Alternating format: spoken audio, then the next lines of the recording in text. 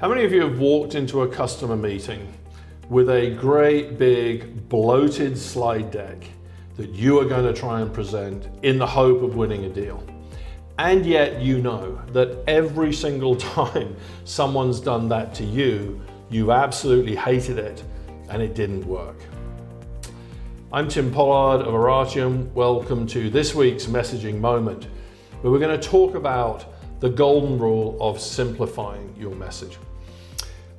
I would argue that there's a small number of things that truly distinguishes bad communication from great communication. And this problem of bloat, these big, dense, bloated slide decks, what's really going on there is this: that the communicator has failed to understand and distinguish between what is primary and what is secondary, what's really important to the conversation and what's not. And so when I go through decks like this, I can literally say that 90% of the stuff didn't really need to be here.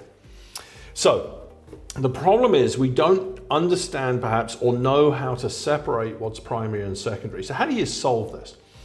I think the way you solve this is by thinking differently about something else, which is what sales document or documents are you going to use? See, what most companies do is they build a deck, right? They build a deck for the meeting, as we just described. And because there's a lot of information that's potentially important, it all goes in the deck. It's a blend of primary and secondary. What's the problem with that? The secondary material completely distracts from and dilutes the primary. I guarantee that if you go back and look at some sales decks that you've used and try to answer the question, what was primary in here and what was secondary, you would struggle to do that. And you know that the customer would struggle to do that. The moment you go with a one document approach, you're dead, because the secondary stuff might be important. You do need to have it. But the moment you blend it in here, you get this distraction and dilution. So what's the answer? Childishly simple, but nobody does it. Stop thinking one document. Always, for a sales pursuit or an individual conversation, develop two documents. Guess what they are? The primary and the secondary. So here's an example of that. This was a deck for an industrial lighting solution. It's not the worst I've ever seen. It's a mere 55 really detailed slides. When it's been reworked using a proper messaging model, it becomes this. This is the primary document. The customer problem, the big ideas of how you solve that problem. But you might ask, yeah, but what if there are some technical details? I might need to cover them. I can't fit them on here. That's absolutely true. Don't try and fit them on here. What this company does is they build these detailed supplementary secondary documents with all, I think the technical word for it is crap that you might need, but you probably won't. Now, think about how smart you look. Firstly, it is very clear to the customer that you actually knew what was primary and secondary, and that's pretty shocking. And secondly, you look smart. If the customer says, while you're here, that's really interesting. Is there any data on that? And you say, actually there is. Let's just look at page 23 of the appendix and go there. You look unbelievably smart that you understood how the two fitted together.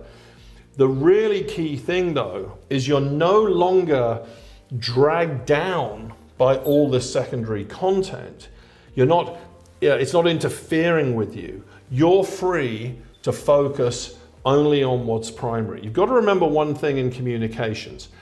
Anything you put in front of an audience or a customer, anything, you are implicitly giving them permission to talk about. Let me say it again. Anything you put in front of the customer, you're giving them permission to talk about. So if you stay with the 45 slide deck, as repellent as that is, that customer is going to find their way to page 33 and drag you off into the briar patch. If you keep the two separate, that is much, much less likely to happen. So the rule here is knowing that anything you put in front of the customer, you're giving them license to talk about. I'm now going to be very careful to build a really strong primary document and then have my secondary document if needed. By the way, the design quality, you want it to be decent here.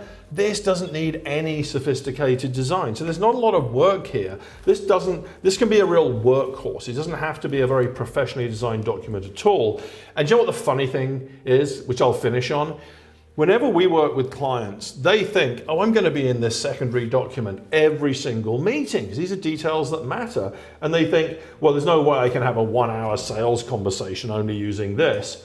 A few months later, we sit down with them and we ask, how often do you actually even open the secondary document?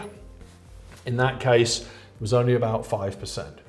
So, what's the problem here? We allow our messages to get terribly bloated. And don't think if you've got a 60-slide deck that you fix that by going to a 40-slide deck. That is literally nonsensical.